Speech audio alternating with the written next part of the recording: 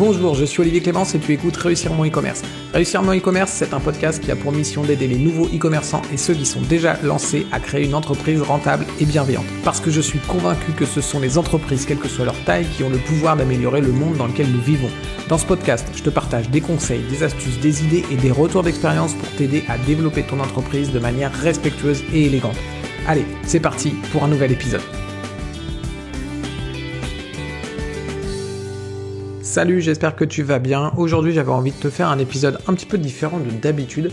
Je voulais te faire un petit résumé des informations que je trouvais intéressantes d'un livre que j'ai lu. Je lis beaucoup de livres sur l'entrepreneuriat, sur le marketing, sur tout un tas de choses. Et je pense que ça peut être intéressant de te partager certaines informations. Peut-être que tu n'auras pas le temps de lire autant de livres que moi je peux en lire, ou peut-être que tu as juste besoin de récolter les idées importantes d'un bouquin sans avoir besoin de le lire. Et du coup, je me suis dit que ça pouvait être sympa de te faire ce genre d'épisode. N'hésite pas à me dire dans les commentaires ou à m'envoyer un email. Si tu es abonné à ma newsletter, tu peux tout simplement répondre à mes emails pour me donner des infos. N'hésite pas à me dire si c'est un format qui t'intéresse, si c'est un format que tu trouves sympa. Et je pourrais peut-être t'en faire d'autres parce que je lis pas mal de bouquins, je lis 2 à 3 bouquins par mois, donc ça peut être intéressant pour toi. Donc le livre aujourd'hui que je voulais te partager, c'est The E-Myth. En français c'est E-Myth, le mythe de l'entrepreneur revisité. Et en fait l'idée de ce bouquin, c'est en fait il y a toute une intro qui t'explique que globalement les entrepreneurs, il y a énormément d'entrepreneurs qui se plantent, qui n'y arrivent pas, qui ferment boutique, et il y a toute une autre partie d'entrepreneurs qui ne ferment pas boutique, mais pour autant ont une vie de calvaire. Ils sont esclaves de leur entreprise.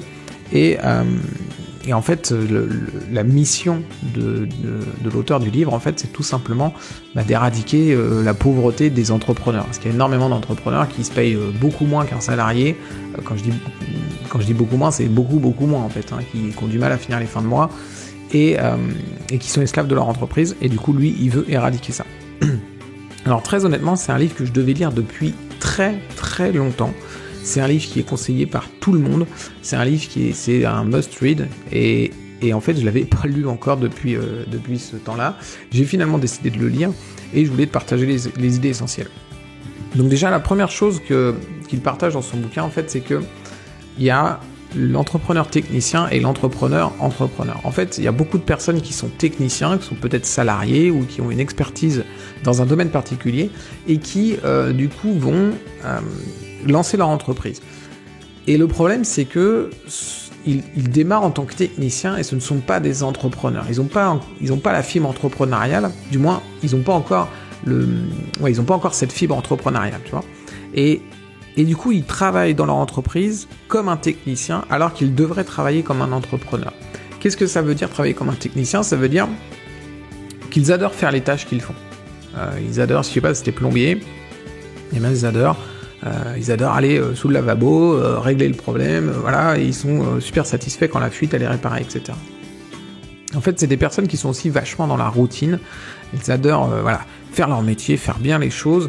Et finalement, quand il y a un problème, quelque chose qui surgit, en tout cas, pour eux, c'est un problème qui va leur mettre des bâtons dans les roues, qui va les empêcher de faire leur travail, leur travail correctement. Ce qu'ils veulent, c'est ils veulent travailler, ils veulent s'améliorer en permanence pour donner le meilleur résultat possible aux clients et que finalement, ce soit leur travail, vraiment ce qu'ils ont fait, tu vois, avec leurs mains. Alors évidemment, c'est une image quand je te dis avec leurs mains, parce que ça peut être avec ton cerveau si tu travailles, si tu es développeur, par exemple, tu vois. Mais au final, c'est cette idée-là, c'est leur travail direct qui donne le résultat et ils veulent fournir la meilleure qualité possible. Et en fait, ils travaillent dans leur entreprise, ils sont au service de leur entreprise, ce sont des employés de leur entreprise. Ok ? Alors pas employés au sens propre, on est d'accord que ça reste le propriétaire de l'entreprise au sens propre, mais dans la réalité, finalement, ça reste des employés de leur entreprise parce qu'ils travaillent pour leur entreprise. L'entrepreneur, lui, la différence, c'est qu'il voit beaucoup plus loin. Il ne travaille pas dans l'entreprise, il travaille sur l'entreprise. Il imagine les systèmes qui vont permettre à l'entreprise de délivrer toujours le meilleur produit, le meilleur service à ses clients. Et finalement, ce n'est pas lui qui va délivrer le résultat, c'est les systèmes qu'il met en place. Et lui, ce qu'il fait, c'est qu'il crée les systèmes, il les améliore en permanence pour que les systèmes soient capables de délivrer la qualité au client, en fait. La qualité, elle n'est pas délivrée par lui, elle est délivrée par les systèmes qu'il va mettre en place. Et c'est globalement, si on s'arrêtait là dans la lecture du livre, c'est déjà quelque chose qui est important à comprendre. C'est que si tu travailles sur ton entreprise à créer des systèmes et ces systèmes sont là pour délivrer le résultat à tes clients, tu comprends qu'à un moment donné, quand ton système il est bien fait, toi tu peux te retirer de l'entreprise et l'entreprise va continuer à délivrer la qualité, les produits, les services aux clients et toi tu n'as plus besoin d'être dedans.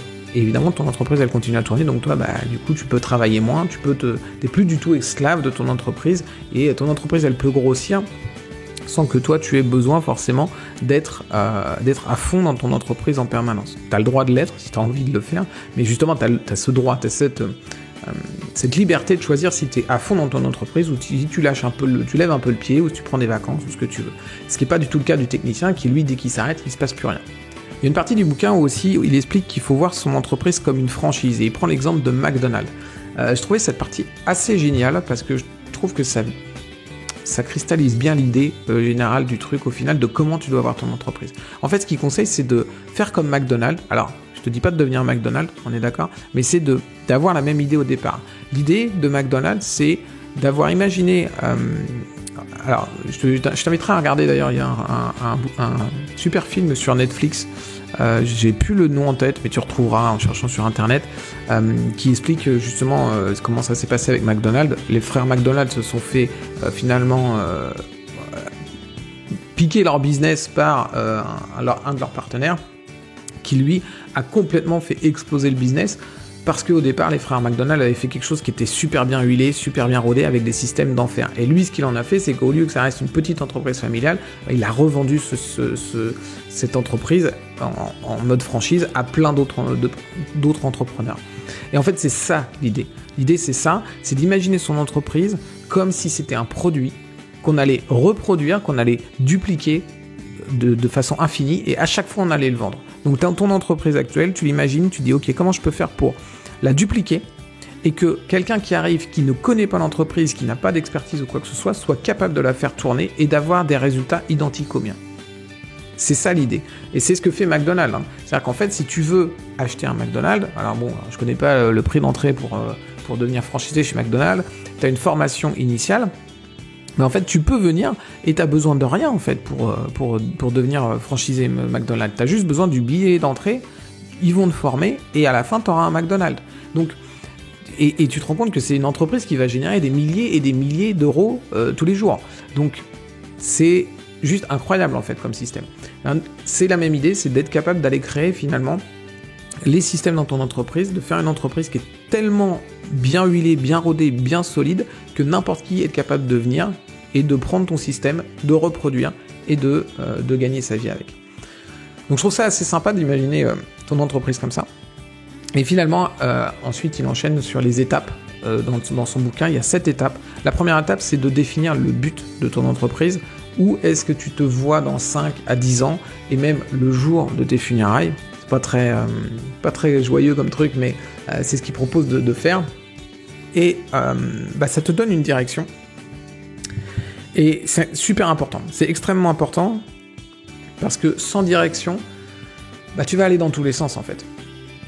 Et tu vas avoir tendance à aller vers là où l'argent est le plus rapide à obtenir. Mais c'est pas comme ça que tu construis une entreprise qui est solide, c'est pas comme ça que tu construis une entreprise qui est reproductible et vendable, c'est pas comme ça que tu construis une entreprise qui va durer dans le temps. Si tu vas toujours à là où il y a l'argent qui arrive le plus vite, tu vas faire des petits coups par-ci par-là, certains vont marcher, certains vont pas marcher, mais au final tu vas rien construire de solide qui va créer un flot de clients, un flot de revenus, un flot de valeur que tu peux créer en permanence. Donc l'idée c'est déjà de définir un but, ce que tu veux faire finalement avec ton entreprise et comment tu te vois dans 5 à 10 ans et même l'année de ta mort en fait. Deuxième étape, c'est les objectifs stratégiques. Tu dois définir des objectifs. Ces objectifs c'est quoi ? C'est des données en fait, les éléments dont tu as besoin pour atteindre cette vision que tu as déterminée dans la première étape, dans le but que tu as déterminé dans la première étape. Tu vas déjà il y a 3 valeurs en fait qui d'après lui sont obligatoires et je suis assez d'accord avec lui. Tu dois déterminer le côté argent en fait. Combien d'argent est-ce que ton entreprise, elle va devoir générer pour que ta vision soit réalisable, en fait, que ta vision se réalise. Encore une fois, on est dans le futur. Donc, combien d'argent, au moment où ton entreprise, elle fera ce que tu veux, tu auras atteint ta vision, combien d'argent elle va générer, cette entreprise. Ensuite, tu dois aussi penser au type de business que tu as. Et c'est très intéressant ce qu'il dit ici, c'est qu'en fait, quand on dit quel type de business j'ai, on n'est pas en train de dire je suis vendeur de chaussures. Ça, c'est pas un type de business. Là, c'est juste tu parles de la commodité que tu proposes. Mais au final, ce que tu veux définir quand tu dis quel type de business je suis, c'est qu'est-ce que tes clients vont ressentir en fait derrière, après avoir acheté ton produit, après avoir bénéficié de ton service, après être passé par ton entreprise en fait, tout simplement. Et typiquement, si tu vends des chaussures, l'idée c'est pas de vendre des chaussures. L'idée c'est alors c'est peut-être pas ça l'idée, mais c'est un exemple que je te donne, c'est ton entreprise, son job, c'est de faire en sorte que les femmes se sentent belles en fait. Si tu vends des chaussures pour femmes, on est d'accord. C'est ça l'idée en fait. Et tu vois que du coup, c'est plus du tout la même chose. Parce que si tu dis je suis vendeur de chaussures, pendant 50 ans, tu vas vendre des chaussures. Mais peut-être que tu vas être trop limité, peut-être qu'à un moment donné, tu vas avoir des concurrents qui vont arriver, qui vont exploser le marché de la chaussure et tu pourras plus rien faire. Mais si par contre, tu comprends que ton entreprise, c'est pas une entreprise de vente de chaussures, mais une entreprise qui est là pour que les femmes se sentent belles, tu peux faire beaucoup plus de choses. Ton champ d'action, il est bien plus grand. Tu vois. Alors bien sûr, il faudra concentrer sur quelque chose au départ, mais tu as la possibilité de t'élargir. Et on parle de dizaines, quinzaines, vingtaines d'années, donc tu as le temps de t'élargir. Je te prends un exemple qui est plus parlant, c'est le mien. C'est que mon business, c'est pas de vendre des formations pour les e-commerçants ou des modules pour les e-commerçants. Mon business, c'est de faciliter l'e-commerce et d'apporter la sérénité aux e-commerçants. Et ça implique plein de choses derrière. Je ne vais pas m'étaler dessus parce que sinon je vais faire un podcast qui est beaucoup trop long. Mais c'est important de voir ton business comme ça, comme qu'est-ce que ça apporte à tes clients et non pas qu'est-ce que tu vends, tout simplement. Troisième chose qu'il dit essentiel à définir quand tu choisis tes objectifs stratégiques, c'est qui est ton client idéal. Bon, ça c'est assez évident, je pense que tu en as déjà entendu parler en long, en large et en travers. Et après, libre à toi de trouver les autres points stratégiques que tu considères importants, mais en tout cas, ces trois-là sont déjà essentiels.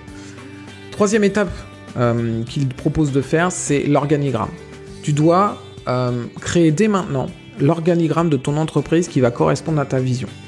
Alors, lui, il donne un exemple, directeur des ventes, etc., etc. Je dois t'avouer que cette partie-là, je suis complètement d'accord avec ça. C'est quelque chose que j'ai fait et que je fais régulièrement. Mais je suis incapable de le faire sur 20 ans, sur l'année de ma mort, etc. Je suis incapable de le faire, alors, pour moi, je pense que c'est très facile pour lui de le faire, tout simplement parce que lui, il a une très grosse entreprise, l'auteur du bouquin, et puis son boulot, c'est d'aider d'autres entreprises, donc c'est quelque chose où pour lui, c'est évident.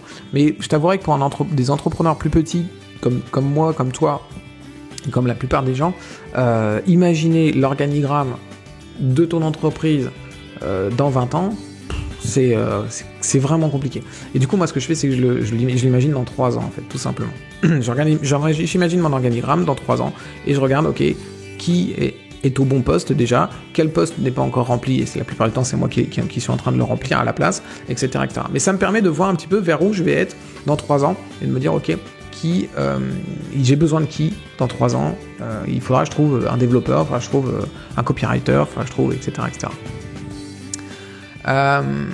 Quatrième étape, les procédures. Bon, c'est simple. En plus, je t'ai fait un épisode sur le sujet. Tu pourras chercher, je sais plus comment il s'appelle. Tu cherches, comment je l'ai appelé. Ça doit s'appeler ce truc pénible, mais ultra utile. Je crois qu'il s'appelle comme ça l'épisode. Et là, ce qui t'explique, c'est que tout simplement, tu dois créer des procédures et tu dois les organiser pour pouvoir les retrouver, parce qu'une procédure que tu ne peux pas retrouver, c'est une procédure qui ne sert à rien. Et tes procédures, ça va être en gros le début du mode d'emploi de ton entreprise, tout simplement. Ensuite, il va y avoir la gestion des collaborateurs, et là, ce qu'il explique, c'est qu'il faut leur partager la vision que tu as créée dans l'étape 1. Pourquoi tu dois leur partager ? Tout simplement parce que tes collaborateurs ne pourront pas faire un travail de qualité s'ils ne savent pas vers quoi tu veux aller. L'objectif de tout ce que tu fais, l'organigramme, les procédures, les objectifs stratégiques, c'est pour atteindre ta vision. Donc en fait, ta vision, elle est au centre de tout ce que tu vas faire. Et du coup, tes collaborateurs doivent donc tes employés, les freelances avec qui tu travailles, tout ça, ils doivent avoir cette vision, doivent comprendre cette vision pour se dire, ok, je dois appliquer cette tâche-là, mais parce que j'applique cette tâche-là et cette procédure-là parce que derrière, on veut atteindre cette vision avec l'entreprise. Et cette vision, tu dois la partager, mais tu dois aussi la maintenir au quotidien. Tu dois essayer de la partager régulièrement de diverses façons. Étape 6, tu dois comprendre la psychologie de tes clients et de ton client idéal. Souvent, on va se limiter aux données démographiques, donc l'âge, le lieu, la personne habite, le niveau d'études, le salaire, etc. Bon, tout ça, c'est des données qui sont ultra rationnelles et finalement pas super utiles pour vendre à tes clients. Pourquoi ? Parce qu'en fait, une décision, elle se prend pas de façon rationnelle, elle se prend de façon irrationnelle, et derrière le rationnel vient... Enfin, elle se prend plutôt de façon émotionnelle, pardon. C'est rationnel aussi, mais une décision se prend de façon émotionnelle, puis le rationnel vient confirmer notre prise de décision. Je te ferai sans doute un podcast sur le sujet, parce que c'est assez passionnant comme sujet, mais en gros...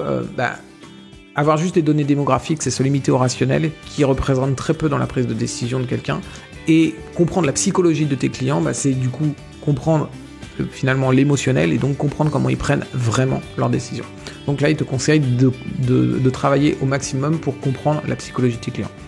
Et enfin, dernière étape, là, il te parle des systèmes. Et il te définit ce qu'est un système. Donc un système, c'est une série de choses, d'actions, d'idées qui interagissent entre elles et qui du coup vont modifier d'autres systèmes. Donc en gros, l'idée c'est de comprendre que le monde, c'est rien d'autre qu'un énorme système composé de sous-systèmes en fait.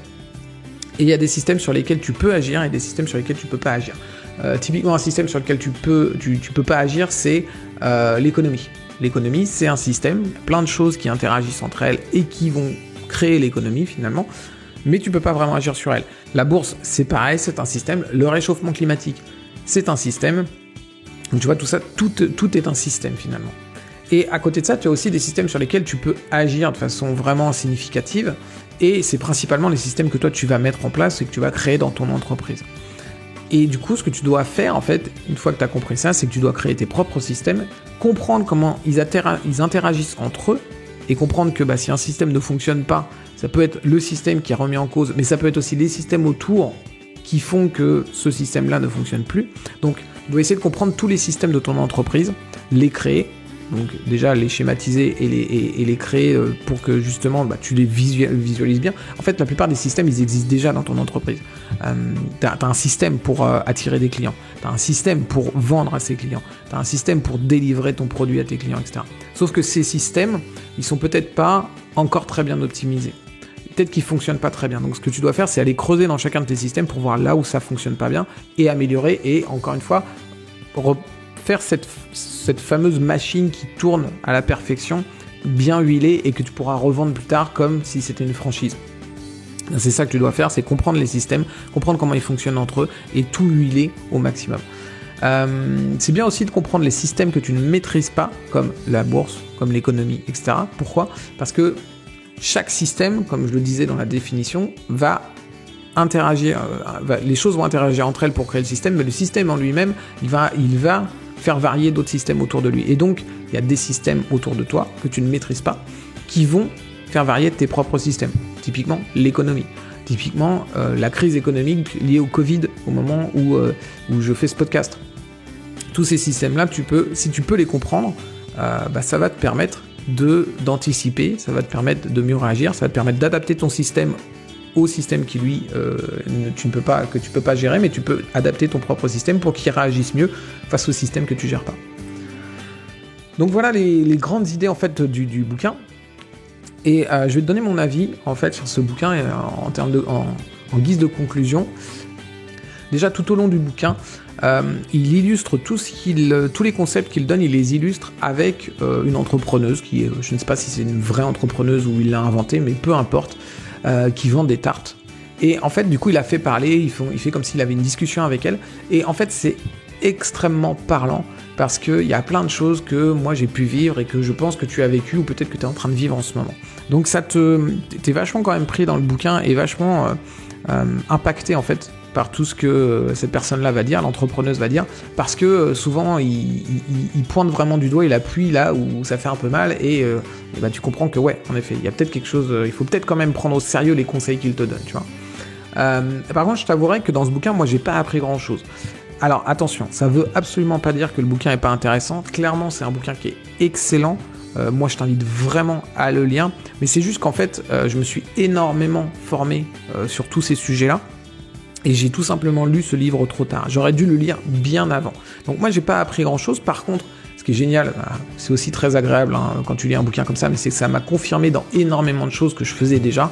Donc bon, voilà, tu vois, ça c'est plutôt cool. Tu sais que tu vas dans le bon sens, surtout quand c'est un best-seller comme celui-là. Et ça m'a remis en lumière certaines choses qui étaient importantes. Le côté franchise, moi j'ai trouvé ça génial parce que je me suis dit mince, je vais peut-être pas encore assez à fond en fait dans tout ce que je crée, dans mes procédures, etc. Je faisais des procédures finalement pour moi que ce soit plus simple, pour mes collaborateurs que ce soit plus simple, mais je faisais pas encore mes procédures en me disant mince, si quelqu'un arrive connaît pas mon business, il faudrait qu'il soit capable de le faire tourner. Donc tu vois, je suis en train de retravailler encore mes procédures pour qu'elles soient meilleures. Je suis totalement d'accord avec pratiquement l'intégralité du livre. C'est vraiment un bouquin qui est vraiment top. Et j'applique finalement au quotidien ces conseils, même si au final je l'avais pas lu. Comme je l'ai dit, je me suis formé par différents biais. Et finalement, tu vois, si on en arrive à ça, c'est qu'il y a quand même un consensus sur le système. Et d'ailleurs, j'ai une formation qui s'appelle La Boussole, et qui globalement te permet de mettre en place, on va dire, à peu près les 3 premières étapes. On va pas dans tout ce qui est management d'équipe, etc. C'est peut-être quelque chose que je pourrais te faire à terme comme formation, mais la formation La Boussole, en gros, c'est les 3 premières étapes, c'est définir vraiment clairement ta vision, mettre en place les objectifs stratégiques, alors avec ma méthode où là, parce qu'en fait dans le bouquin il t'explique qu'il faut mettre en place des objectifs stratégiques. Encore une fois, sur 20 ans c'est pas évident de mettre en place des objectifs stratégiques. Moi je t'ai découpé ça en plusieurs étapes de façon à ce que ce soit beaucoup plus facile pour toi à mettre en place, et l'organigramme, définir qui doit être à quel endroit. Encore une fois, pas sur 20 ans parce que ça me paraît pas réalisable pour nous petits entrepreneurs qui n'avons pas forcément bossé dans des boîtes gigantesques, ou du moins qui n'ont pas cette vision de boîte gigantesque encore suffisamment claire. Mais voilà, sur 3 ans, tu peux complètement définir ton organigramme en fait. Et donc voilà, si ça t'intéresse, j'ai cette formation, je te mettrai le lien dans la description du podcast. Et finalement, j'ai un petit bémol sur le bouquin, c'est que j'aurais bien aimé que la partie système soit plus détaillée, parce que clairement, si y a une partie qui est encore que je dois encore améliorer à mon sens, qui est la partie que je dois le plus améliorer dans mon entreprise, c'est les systèmes. Je pense que cette partie aurait mérité d'être plus travaillée. Je pense même que ça mériterait un bouquin complet finalement. J'ai pas encore trouvé de livre sympa sur le sujet. Je suis preneur si quelqu'un a un livre sur le sujet, sur la mise en place des systèmes, comment comprendre les systèmes, etc. Moi je suis ultra preneur. Mais voilà, je trouve que cette partie est pas assez détaillée, et j'avoue que c'était un petit peu pour ça que je lisais le bouquin au départ, donc une petite déception à la fin. Mais bon, le bouquin reste absolument génial. Je te conseille vraiment de le lire. Je te mettrai le lien pour aller l'acheter dans la description. Je te mets aussi le lien vers ma formation La Boussole. Et puis, comme je le disais tout à l'heure, n'hésite pas à me donner ton avis sur ce type d'épisode qui est plus long que d'habitude, mais qui, je l'espère, te sera utile. Je te dis à très vite pour un prochain épisode. Ciao!